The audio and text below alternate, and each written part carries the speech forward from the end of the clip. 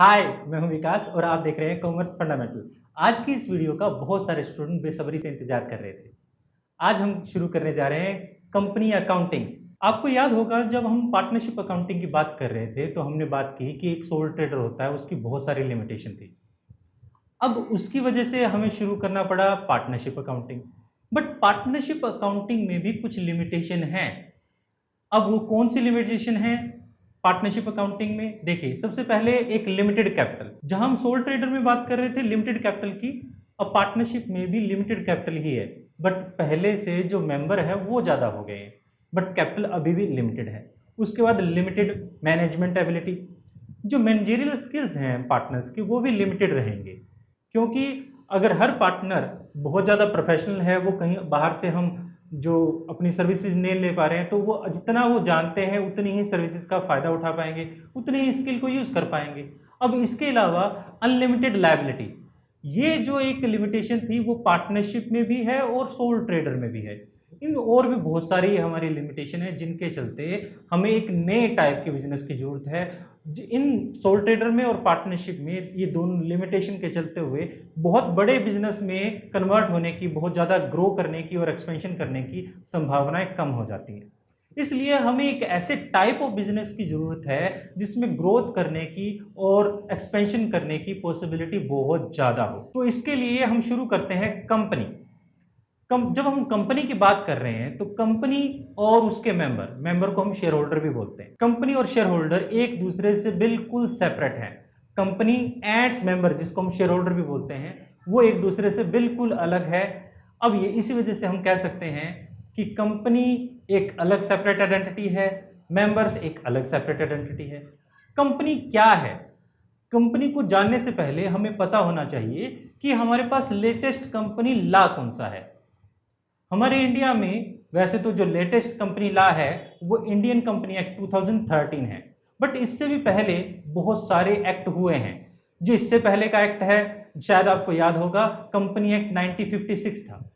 अब company act 2013 की section 2 sub section 20, जब मैं एक्ट की बात कर रहा हूं, एक्ट का मतलब यहां पर मानना इंडियन कंपनी एक्ट 2013, तो यहां पर सेक्शन जो 220 है उसकी डेफिनेशन क्या कहती है कंपनी के बारे में? Company means A company incorporated under the act और एनी प्रीवियस कंपनी एक्ट और कंपनी लॉ। यानी कंपनी क्या है?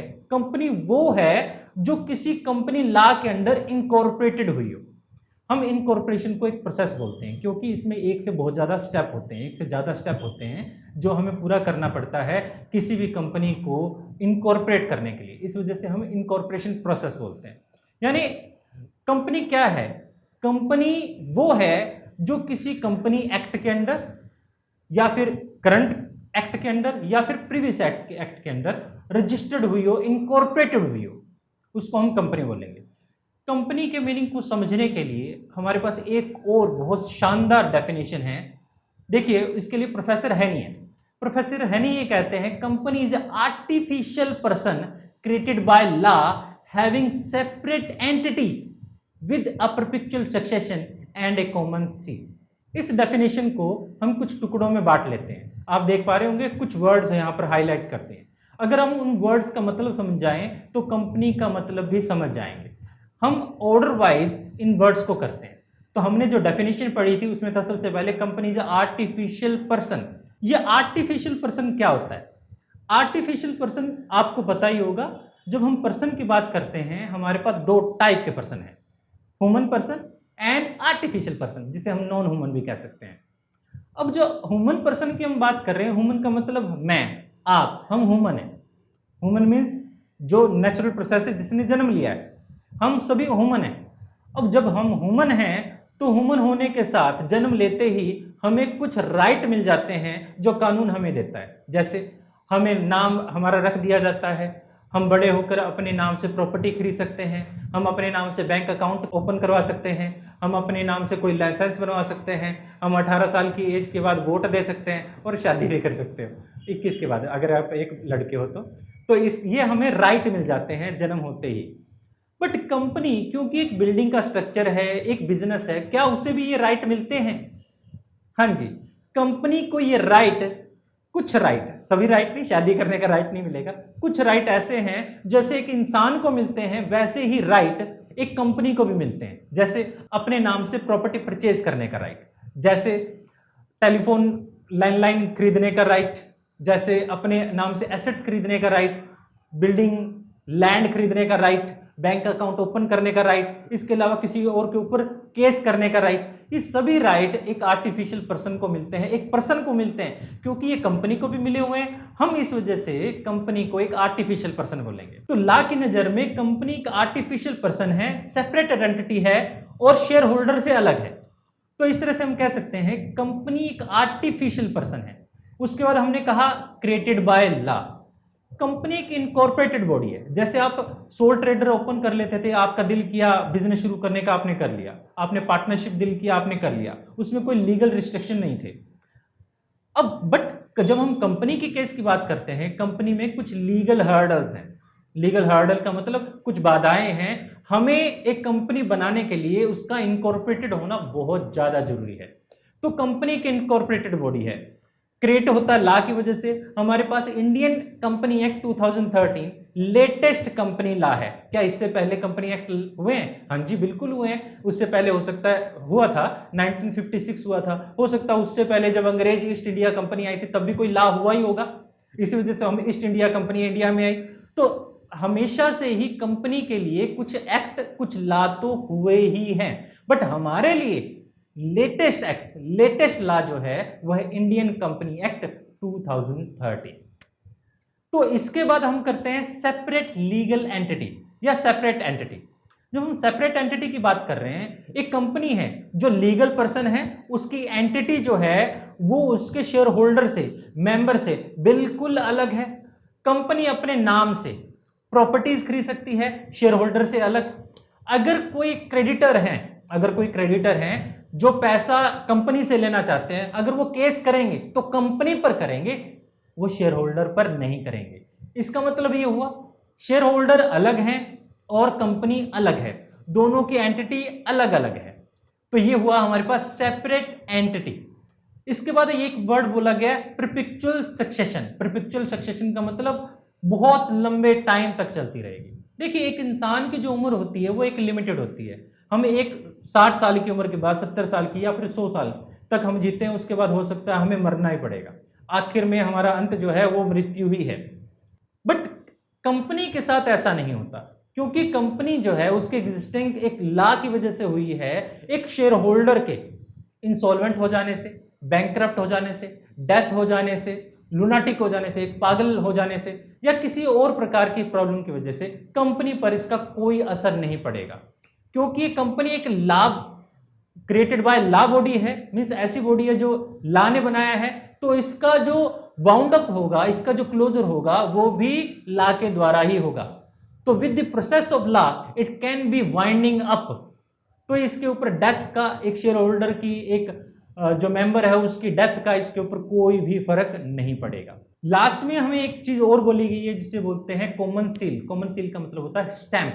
बट जब हम बात कर रहे हैं स्टैंप की, आज के टाइम की बात कर रहे हैं, कंपनी चाहे और तो स्टैंप रखेगी और ना चाहे तो नहीं रखेगी। ये कंपनी के टोटल डिपेंड करता है कंपनी के ऊपर, क्या वो कॉमन सील को मेंटेन करना चाहती है या नहीं करना चाहती। अगर वो नहीं करना चाहती तो भी कोई प्रॉब्लम नहीं है। अगर करती है तो कंपनी के सभी इंपॉर्टेंट डॉक्यूमेंट पर ये स्टैंप का यूज करना जरूरी है, कॉमन सील का यूज करना जरूरी है।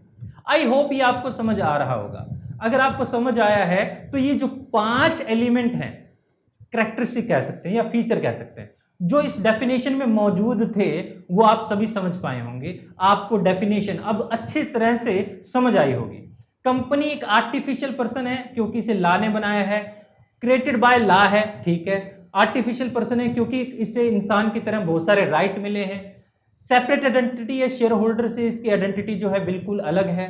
इसकी परपेचुअल सक्सेशन है, यानी जो मेंबर्स हैं, शेयर होल्डर हैं, उनकी डेथ, बैंकरप्सी, इंसॉल्वेंसी या फिर रिटायरमेंट से, शेयर होल्डर की रिटायरमेंट से, इन चीज़ों से कंपनी के ऊपर कोई फर्क नहीं होने वाला। और दूसरा, इसके पास एक कॉमन सील है जो किसी भी इंपॉर्टेंट डॉक्यूमेंट पर इस कॉमन सील का इस्तेमाल किया जाएगा।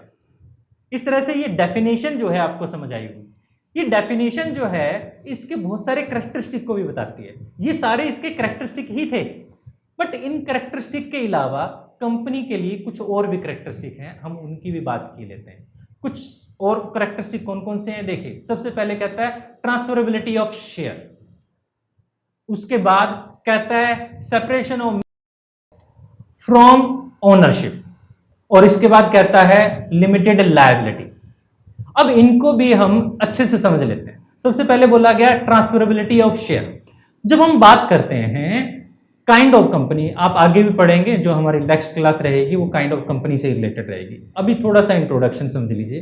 कंपनी जो है वो private company, public company, one person company, इस तरह से कंपनी कुछ कैटेगरीज में डिवाइडेड है on the basis of liability. आगे करेंगे थोड़ा। तो कंपनी जो है अगर वो एक प्राइवेट कंपनी है तो उसके शेयर होल्डर अपने शेयर को इजीली एक से दूसरे ट्रांसफर कर सकते हैं, सेल कर सकते हैं। आपने सेंसेक्स, निफ्टी 50 ये सुना भी होगा, Bombay stock exchange, national stock exchange, जहां पर शेयर को बेचा और खरीदा जाता है, इसे हम क्या कहते हैं, स्टॉक मार्केट कहते हैं या स्टॉक एक्सचेंज भी कहते हैं। यहां पर हमारे पास शेयर को कोई जो शेयर होल्डर है वो इंटरेस्टेड है उस शेयर में, कंपनी में इन्वेस्ट करना, तो वो शेयर खरीद लेता है और शेयर बेच भी सकता है। यानी हमारे जो शेयर होल्डर हैं वो अपने शेयर को जब चाहें वो ट्रांसफर कर सकते हैं। बट याद रखिएगा ये सिर्फ और सिर्फ पब्लिक कंपनी के केस में होता है। बट जो प्राइवेट कंपनी की बात करते हैं, प्राइवेट कंपनी के जो शेयर हैं वो डिपेंड करता है उनका आर्टिकल ऑफ एसोसिएशन पर। अगर आर्टिकल ऑफ एसोसिएशन कहता है ट्रांसफर हो सकते हैं तो हो सकते हैं, अगर नहीं हो सकते तो नहीं हो सकते। यानी डिपेंड करता है कंपनी टू कंपनी के शेयर ट्रांसफर हो सकते हैं या नहीं हो सकते। इसके बाद है हमारे पास separation of management from ownership. अब देखिए होता क्या है, वैसे तो जो कंपनी के मालिक होते हैं वो शेयर होल्डर ही होते हैं, बट शेयर होल्डर जो है संख्या में बहुत ही ज्यादा होते हैं।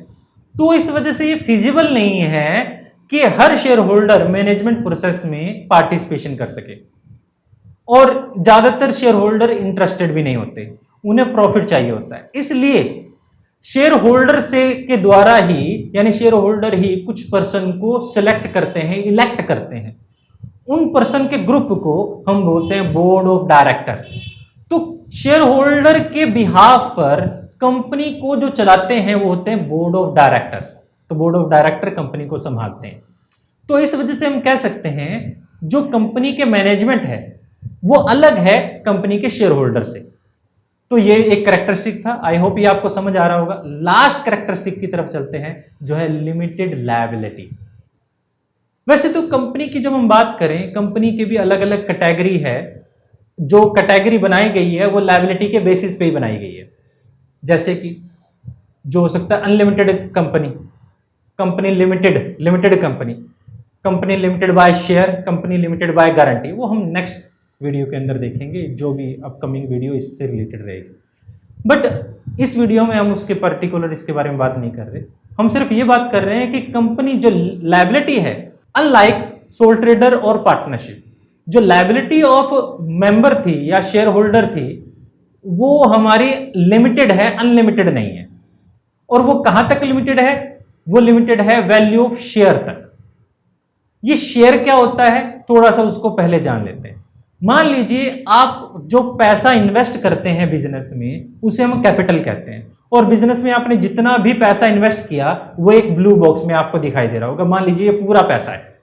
इस पूरे पैसे को हमने छोटे छोटे पार्ट्स में डिवाइड कर दिया। ये जो छोटे छोटे बॉक्स हैं ये छोटे छोटे पार्ट्स हैं, और इनमें से जो सबसे छोटा पार्ट है, यानी एक पार्ट की अगर हम बात करें तो वो ही क्या कहलाएगा? शेयर कहलाएगा। तो शेयर क्या है? Smallest part of capital is called share, या small domination of capital is called share. इसे ही हम क्या बोलते हैं? शेयर कहते हैं।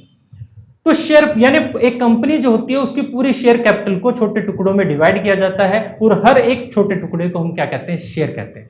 इसको इस तरह भी समझा जा सकता है, मान लीजिए एक कंपनी जो है उसकी टोटल कैपिटल 1 लाख है, और हम क्या करते हैं? हर शेयर को एक शेयर बनाते हैं, उसकी शेयर की कीमत क्या रहेगी? 10 रुपए एक शेयर की कीमत रखते हैं, और हम देखते हैं तो कितने शेयर रहेंगे। इस तरह से 1 लाख को जब आप 10 रुपए की एक शेयर से डिवाइड करेंगे तो 10,000 शेयर हो जाते हैं। तो हम कह सकते हैं इस कंपनी की जो कैपिटल है उसको 10,000 शेयर में हमने क्या कर दिया है?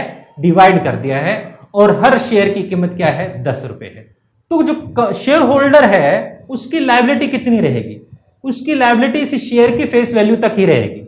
मान लीजिए एक शेयर होल्डर है, वो आपसे शेयर खरीदता है, आप कंपनी हो आपसे शेयर खरीदता है, 10 रुपए का एक शेयर है और उसने 8 रुपए आपको ऑलरेडी दे रखे हैं। तो अगर कंपनी डिमांड करे या कंपनी बंद हो जाए या कुछ भी हो, तो कंपनी उससे कितने पैसे और ज्यादा ले सकती है? कंपनी सिर्फ 2 रुपए और ले सकती है और इससे ज्यादा बिल्कुल डिमांड नहीं कर सकती। तो एक जो शेयर होल्डर है उसकी लायबिलिटी लिमिटेड हो गई है up to the value of liability, या कह सकते हो up to the unpaid value of share. तो हमने फाइनली हमारा कंक्लूजन ये निकलता है, we can say that the liability of share holder is limited up to the value of unpaid value of share. तो ये था आपका कंपनी और उसके करैक्टरिस्टिक। आई होप ये आपको वीडियो अच्छी लगी होगी, और वीडियो अच्छी लगी है तो प्लीज इसे लाइक करें, चैनल को सब्सक्राइब करें और बेल आइकन को प्रेस करें, और हमारे टेलीग्राम चैनल से जुड़ना बिल्कुल ना भूलें, उसका लिंक डिस्क्रिप्शन में दिया गया है। फिर मिलते हैं किसी और वीडियो में, जब तक के लिए थैंक यू।